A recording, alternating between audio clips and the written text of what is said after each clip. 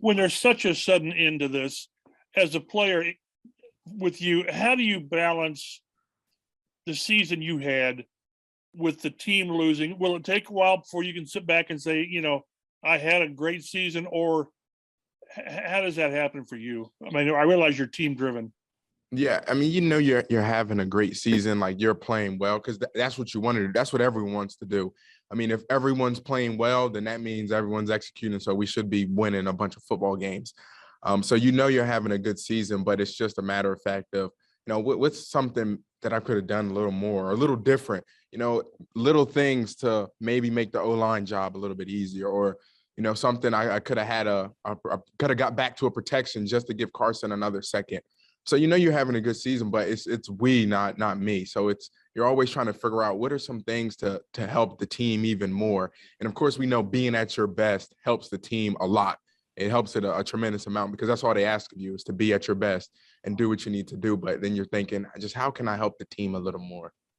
I mean, that's a natural reaction. But I mean, do you think you could have done more? I mean, with all that you did, there was more?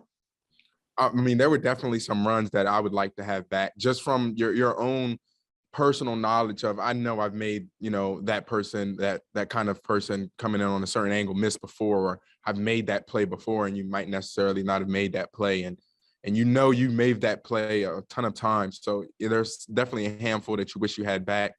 And it's just a matter of, what kind of level of focus can I come into the next time that situation comes to ensure that you don't miss that opportunity. Thanks, JT. Thank you. George Bremer. Kind of along those same lines, JT. I mean, you win the rushing title, first Pro Bowl, probably going to be an All-Pro here in a few weeks. But how much of an empty feeling is there not having a playoff berth to complement that? It sucks. Like Mike mentioned, it's kind of an abrupt stop. I mean, you just know, you're like, I know we'll go into this game and we'll execute. It's not going to be easy, but I know that we'll be able to play together as one and find a way to win. And when it comes to an abrupt stop like that, it's kind of puts a halt in your path and your tracks, because now it's basically you're in the off season now, and that's nothing you were planning on. You weren't planning on being in the off season right now. You were planning on your, routine, on scheduling your massages and your body work for the next upcoming week, because you had that much confidence in your team. So it just kind of has you sitting there trying to, make sense of it. Charlie Clifford. JT, after so many of your best moments this season, we heard shout out Salem Rams, shout out Salem City. Now that you're a household name in the National Football League, what do you hope you represent to folks back home? I hope that I represent that no matter how far you come along, no matter where you get in life and how, successful you may be, always understand where your roots are, and understand those are the people who supported you since you've been little. Those are the people who watched over you, cared for you, nurtured you, and helped mold you into the young man that you were. You went to college and they still supported you and helped, mold you into a young adult. And now, you're a grown up now, and you're able to still remember that I know where I came from. I know that back home, that's what made me who I am today. Joel Erickson. Hey, JT. 371 touches. I know it's up from what you did at Wisconsin, but not like a lot.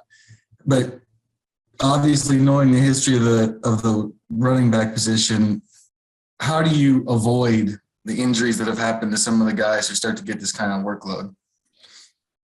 I mean, it's really tough. A little bit of luck and a little bit of preparation. I like to call it, risk mitigation. It's, their injury rate in the league we know is 100%, but doing these certain things in the off season and throughout the season, whether it's, Pilates or whether it's yoga, just trying to get your body in certain positions. A lot of times injuries happen when your body moves in a position that it's unable or it's not used to moving in. And being able to put your body in those positions in the midst of the off season to kind of prepare your body. You're at the bottom of the pile, and an arm might be one way and your leg might be another way. Just being able to keep that flexibility open to hopefully mitigate your risk of injury. All right, we'll go 2 more here. Zach Kiefer. JT, did you guys meet as a team this morning? And I'm curious, what was Frank's message to the team? And then secondly, when you think about it, why is this team not playing next weekend?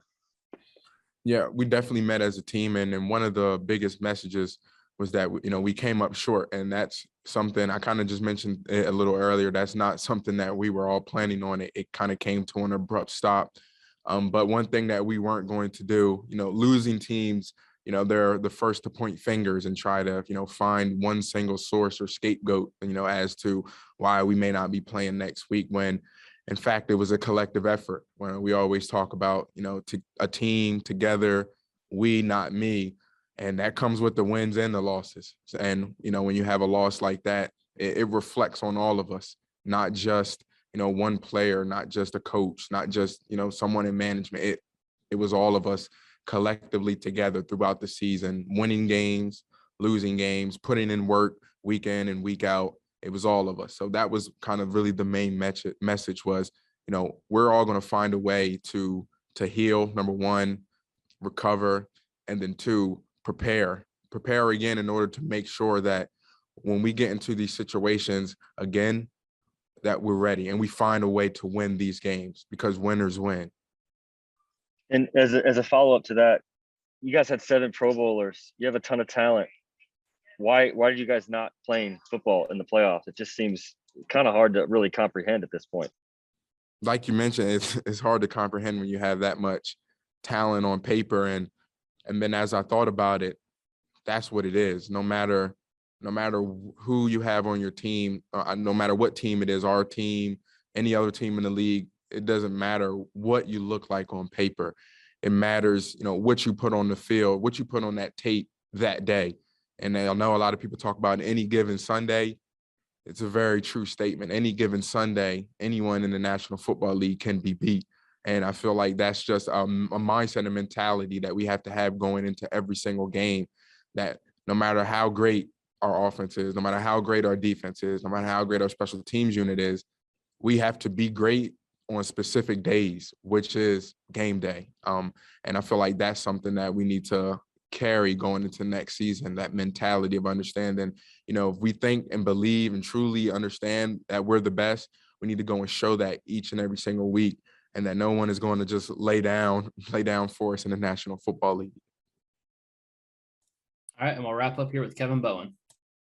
Hey, Jonathan, obviously it's extremely fresh, but had you given any thought about what you might do this offseason in terms of different things? I know Pilates, yoga, you're always big into that stuff, but anything differently you'll do this offseason, or think kind of just stick to the same plan you had this past year? Pretty much the same, but I've also been talking to some vets, seeing with some of their moves as well, because maybe there's something that I can add. So, as this day comes to a close, and, I'm just making my rounds and saying, you're a buy to some guys, and, have a safe off season, asking them a couple questions like, hey, what's something you're going to do this off season, or what kind of recovery things are you doing, or what kind of training are you doing? So I'll definitely go around and pick some brains before I leave the building, to make sure that I kind of get an understanding of maybe there's some new things out there that I can try this off season to give me an edge.